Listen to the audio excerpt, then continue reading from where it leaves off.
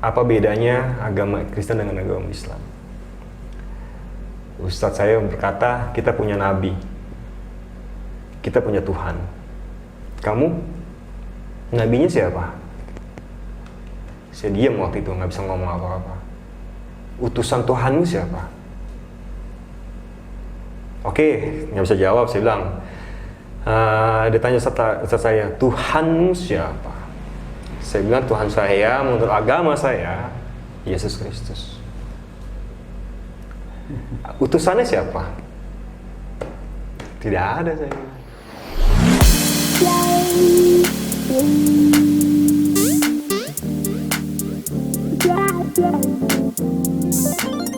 Shalom, selamat berjumpa kembali dengan Kristen Awam. Kristen Awam adalah channel yang berisikan konten-konten terkait dengan pembelaan iman kekristenan dan juga terkait dengan pembelajaran menyangkut kekristenan itu sendiri.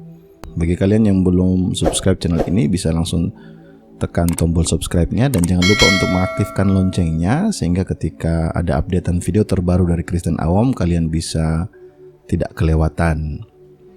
Oke, kali ini Kristen Awam akan membuat konten terkait dengan menanggapi apa yang disampaikan oleh seorang mu'alaf yang bernama Andre Ho. Sebenarnya ini video kedua yang saya buat terkait dengan Andre Ho, karena video sebelumnya terkait dengan Andre Ho berbohong atau tidak sudah saya pernah buat. Nah, bagi kalian yang belum menyaksikannya bisa lihat di link yang ada di sini ya. Kenapa saya ingin membahas terkait dengan menanggapi apa yang disampaikan oleh Andre Ho kembali? Karena ada satu videonya yang muncul juga terkait dengan dia berbicara tentang kekristenan. Jadi dia bercerita terkait dengan ketika dia pertama kali ngaji dan bertanya kepada ustadznya terkait dengan apa perbedaan antara Kristen dan Islam. Kemudian ustadznya menjawab, di mereka punya nabi, di mereka punya Tuhan, bagaimana dengan kalian orang Kristen? Kurang-kurangnya begitu. Atau supaya jelas, kita bisa lihat videonya secara langsung. Pertanyaan pertama waktu saya masih Kristen, saya ngaji, apa bedanya agama Kristen dengan agama Islam? Ustadz saya berkata, kita punya nabi, kita punya Tuhan. Kamu, nabinya siapa? Saya diam waktu itu, nggak bisa ngomong apa-apa. Utusan Tuhanmu siapa? Oke, nggak bisa jawab. Saya bilang, dia tanya Ustadz saya, Tuhanmu siapa? Saya bilang, Tuhan saya menurut agama saya Yesus Kristus. Utusannya siapa? Tidak ada, saya bilang. Karena kita meyakinin dialah Tuhan yang hidup. Angkatlah batu itu, angkatlah kayu itu, maka engkau akan menemukan aku. Carilah aku di mana-mana. Ketuklah maka engkau akan dibukakan, mintalah maka engkau akan diberikan. Cuman memang jawaban-jawaban apa yang ada di pikiran saya sebagai haknya saya, kodratnya saya sebagai manusia, di agama saya dulu saya nggak terpuaskan lah gitu. Sebenarnya apa yang disampaikan oleh Andre Ho ini justru benar-benar memperjelas terkait apa yang saya duga ya, bahwa dia sementara berbohong ya terkait dengan kekristenannya. Sebab kita tahu bahwa di dalam video yang sebelumnya itu dia mengatakan bahwa dia dari kecil sudah belajar Alkitab dan dibimbing oleh hamba Tuhan, 3 hamba Tuhan sekaligus gitu ya, untuk sampai khatam, sampai selesai terkait dengan Alkitab. Tetapi ini adalah pertanyaan yang sangat sederhana dan saya kira anak sekolah minggu pun tahu terkait dengan nabi, Tuhan dan utusan gitu ya.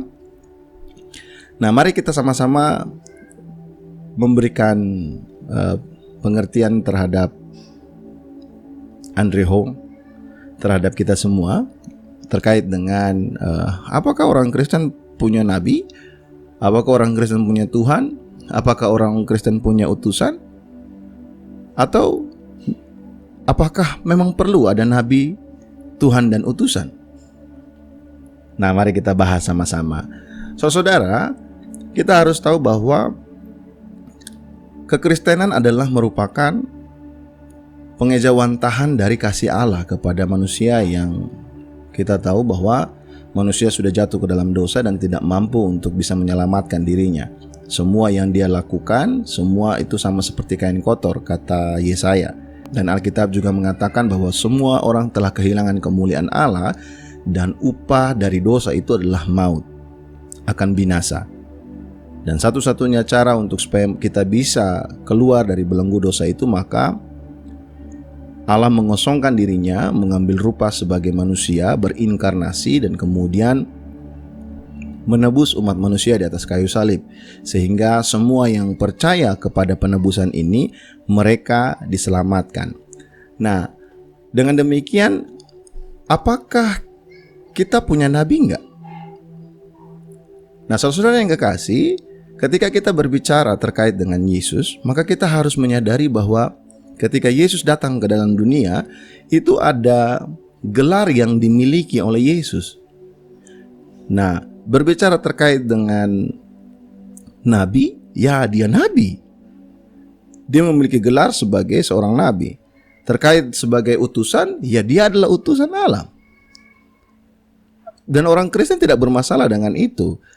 Mengapa demikian?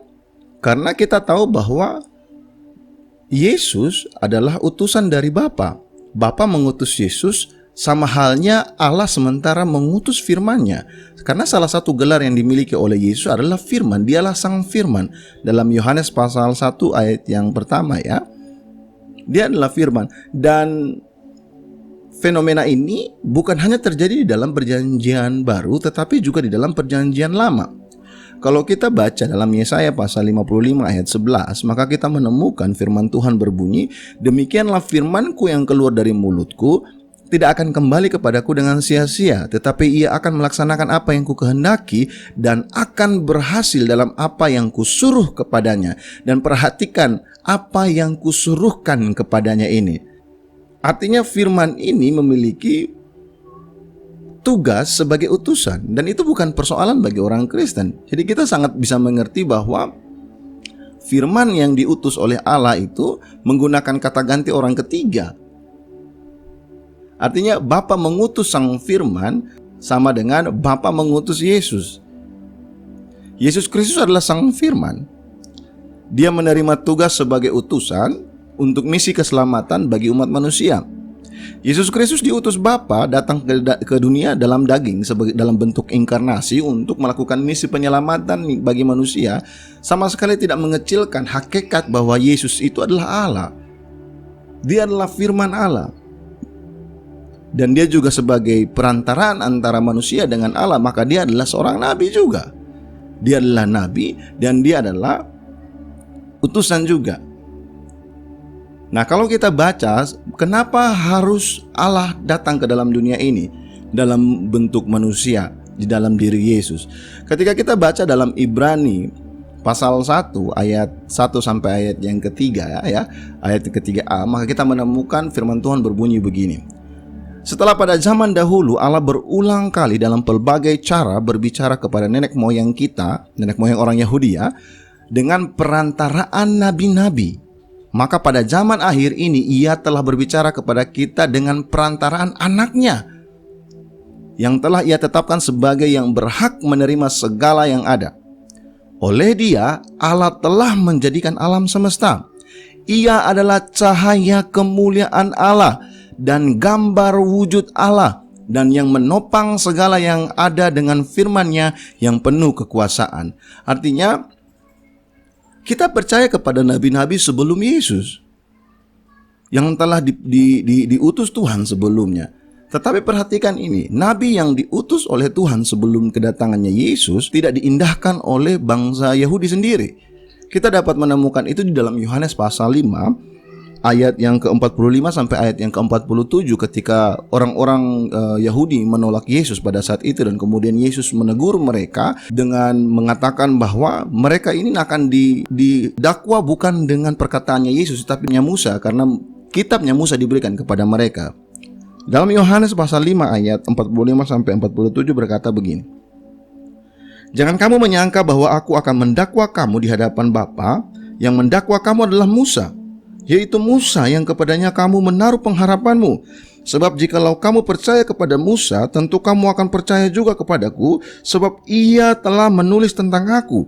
Tetapi jikalau kamu tidak percaya akan apa yang ditulisnya, bagaimanakah kamu akan percaya kepada apa yang kukatakan?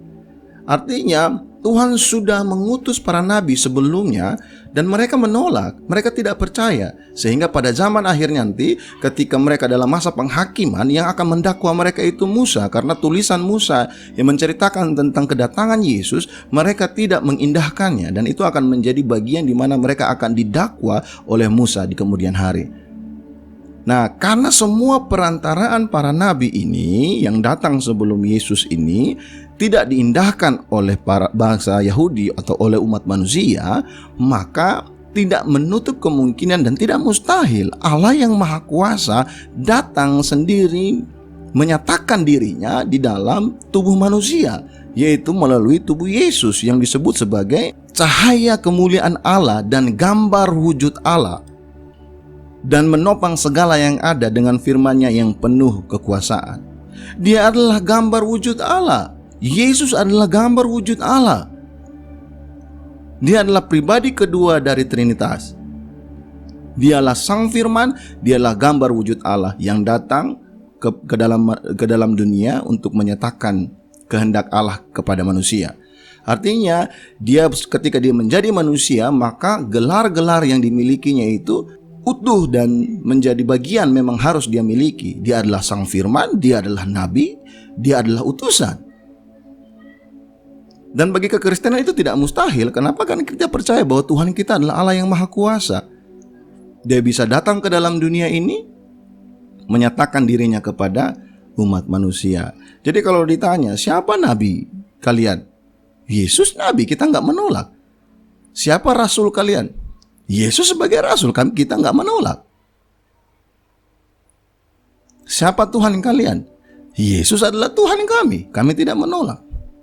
Apakah menjadi mustahil ketika Tuhan datang ke dalam dunia ini dia tidak bisa memiliki gelar sebagai nabi, tidak bisa memiliki gelar sebagai rasul juga?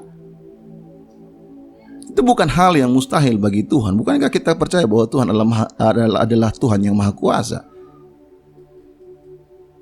Artinya ini pertanyaan yang sangat sederhana sebenarnya, tetapi sayang sekali ya, dari kecil belajar Alkitab, digembalakan dipimpin atau dibimbing oleh 3 orang hamba Tuhan yang berbeda sekaligus sampai tamat Alkitab, tetapi tidak mengerti apa yang dituliskan. Ini sama seperti apa yang Yesus katakan kepada orang-orang Farisi, kepada orang-orang ahli-ahli Taurat pada saat itu yang akan didakwa oleh Musa ini. Mereka sudah diberikan kitab kepada mereka, sudah diberikan pengertian kepada mereka, tapi mereka tidak mengerti, mereka masih menolak Yesus. Nah, untuk itu, bagi teman-teman yang muslim, perhatikanlah para mu'alaf yang memberikan kesaksian. Karena mereka yang menyampaikan apa yang terkait dengan kekristenan, pasti ada motif di belakangnya. Nah, apa itu motifnya? Mari kita sama-sama menguak itu. Oke, semoga video ini bisa menjadi berkat bagi kita semua. Dan untuk Andre Ho, stoplah untuk menjelek-jelekan kekristenan. Karena setiap kali apa yang Anda sampaikan terkait dengan kekristenan, maka justru memperlihatkan bahwa Anda itu tidak tahu apa-apa tentang kekristenan. Oke, sekian dulu video saya kali ini. Sampai berjumpa di video saya selanjutnya. Tuhan Yesus memberkati.